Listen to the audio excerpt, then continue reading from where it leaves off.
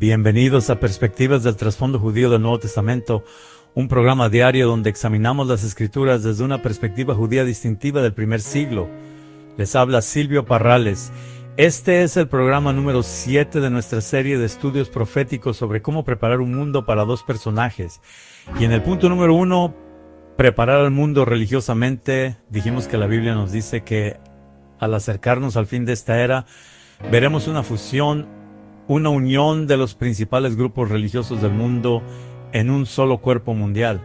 Y uno de los paralelismos interesantes entre el antiguo imperio romano y el imperio que la Biblia dice que surgirá en el fin de los tiempos es que en ambos casos tenemos esta religión llamada cristianismo, que en realidad no es cristianismo en absoluto, o al menos no es cristianismo en su forma original.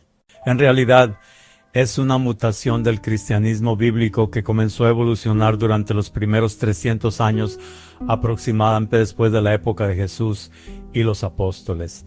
Y uno de los aspectos más trágicos de toda esta historia es cómo, a lo largo de esos 3 siglos, el cristianismo se transformó gradualmente de una entidad judía a una entidad romana o gentil. En otras palabras, fue despojada de su judaísmo y se le infundieron elementos de la religión pagana. Dices, pero Silvio, eso es lo que sucede en un entorno intercultural. La gente tiende a expresar su fe en el contexto de su propia cultura. Ah, lo entiendo. Y ni siquiera sugiero que debas adoptar la cultura judía si quieres ser cristiano. Puede que haya gente en el movimiento mesiánico, de hecho, probablemente la haya, a la que le gustaría que adoptaras la cultura judía. Pero no es de eso de lo que estamos hablando aquí. De hecho, toda esa cuestión de si los gentiles debían convertirse al judaísmo al creer en el Mesías fue tratada por el Concilio de Jerusalén allá por Hechos capítulo 15 hace 2000 años. Así que no nos interesa eso. Ese no es nuestro tema en Perspectivas del Trasfondo Judío del Nuevo Testamento, porque el cristianismo bíblico o la verdadera fe cristiana es, de hecho, intercultural. Puede expresarse en muchos entornos culturales diferentes, ya seas judío o gentil. En inglés, por ejemplo, llamamos a Jesús Jesus. En México, Jesús. En Grecia, Jesús. En hebreo, Yeshu. Si estás en Rusia, Isus. Y tienen diferentes nombres para él en chino, japonés, birmano o donde quiera que estés en el mundo. Pero no importa cómo lo llames, él es el mismo Señor, el mismo Mesías maravilloso, bendito y glorioso. Así que sí, esta es una fe intercultural en muchos sentidos. Pero esto es lo que debemos entender. Hay ciertos principios que no cambian. Son los mismos en cualquier cultura. Los 10 mandamientos, por ejemplo, son los mismos en cualquier contexto cultural, ya seas en Europa, Asia, África o Oriente Medio, ya seas negro, blanco, hispano, asiático, nativo americano o esquimal. No importa. Puedes estar en Norteamérica, Sudamérica, incluso puedes ir a la luna. Y los 10 mandamientos siguen significando lo mismo en la luna que aquí. Y hay ciertas cosas que la iglesia gentil empezó a hacer que estaban completamente mal. No era cuestión de una cultura u otra, ni de un idioma u otro. Era una cuestión de lo correcto y lo incorrecto. Dirás, Silvio, ¿de qué estás hablando? Bueno, me alegra que preguntes. Porque, ¿sabes? Una cosa que empezaron a hacer una vez que se deshicieron de esos molestos creyentes judíos de antaño fue colgar imágenes religiosas en las iglesias. Se llaman íconos o imágenes, especialmente en la iglesia oriental, los llaman íconos. Empezó con solo imágenes, luego mosaicos y finalmente estatuas. Y aunque las escrituras prohíben expresamente el uso de imágenes de cualquier tipo en relación con la adoración, el segundo mandamiento es: no te harás imagen tallada. Pero dices, Silvio, no adoramos las imágenes, son solo símbolos. Bueno, Dios no dijo que se pudieran usar mientras fueran solo símbolos, ¿verdad? Dijo, no las uses en absoluto, punto. Dices, Pero sí, Silvio, los israelitas usaban imágenes. ¿Y qué hay del arca de la alianza y los querubines sobre el propiciatorio? ¿Acaso eso no lo hace aceptable? No, no lo hace. Porque Dios es quien diseñó el arca con los querubines, esos ángeles sobre el propiciatorio. De hecho, diseñó todo el tabernáculo. Fue hecho a partir de un plano muy específico que vino de Dios. Y Dios nunca dijo que no podía hacerlo.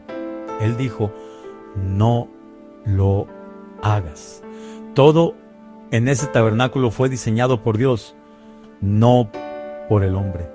Dices, pero ¿no es hipócrita que Dios diseñe una imagen para ser usada en la adoración y luego nos diga que no podemos hacerlo? No, no creo que sea hipócrita en absoluto porque Él es Dios.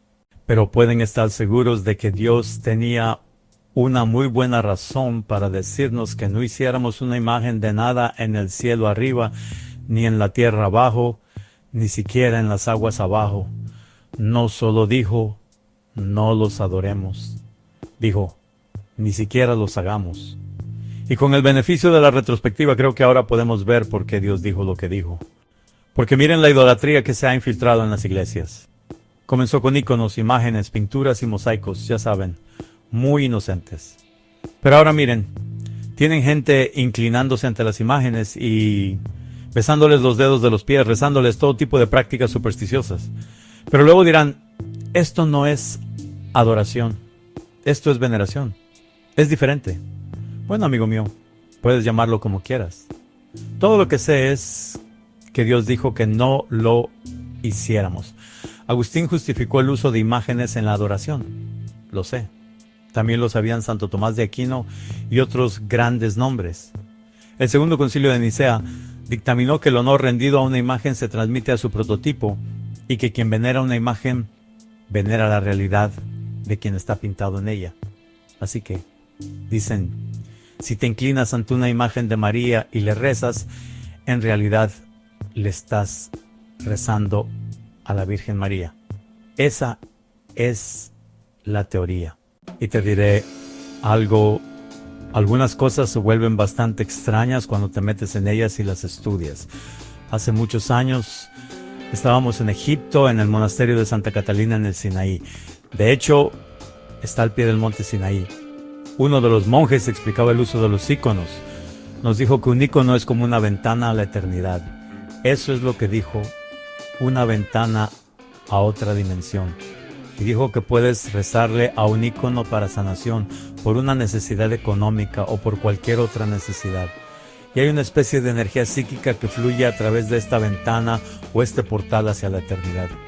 Pero, disculpen, la Biblia dice que oramos directamente a Dios en el nombre de su Hijo, el Señor Jesucristo. ¿Dónde dice que tenemos que orar a través de algún portal o ventana? Es ridículo.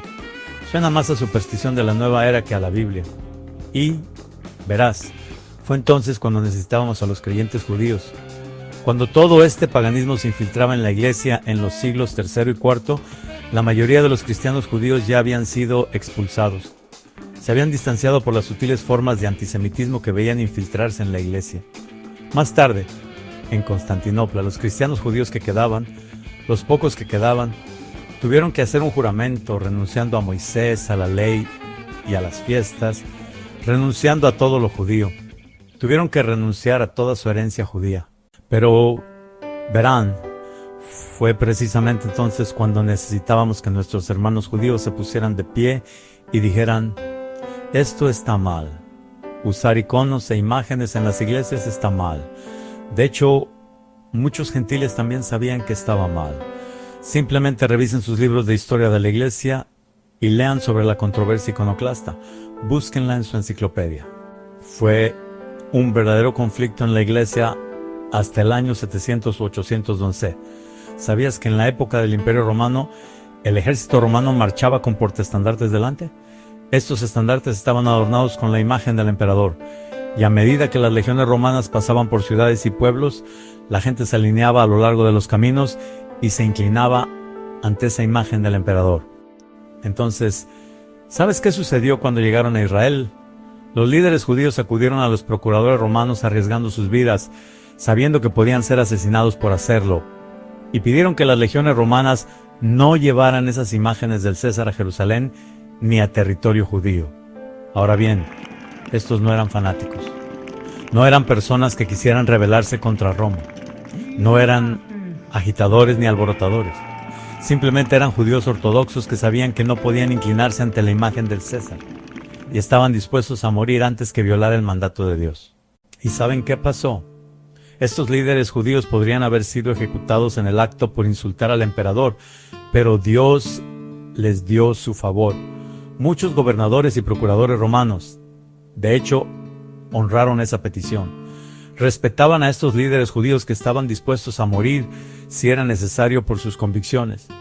Por eso, apartaban las imágenes del César al pasar por la tierra de Israel. No es de extrañar entonces que tantos judíos vean el cristianismo y digan: no puedo participar de eso. Ven los íconos, las imágenes y toda la superstición y saben que son prácticas que Dios ha prohibido en su palabra. Hace que el cristianismo parezca una religión pagana más y por eso rechazan el evangelio. ¡Qué triste! Bueno, eso es todo por hoy. Y la próxima vez que nos reunamos hablaremos más sobre Apocalipsis 17. Hasta entonces les habla su amigo Silvio Parrales. Que Dios los bendiga. Cuídense. Adiós.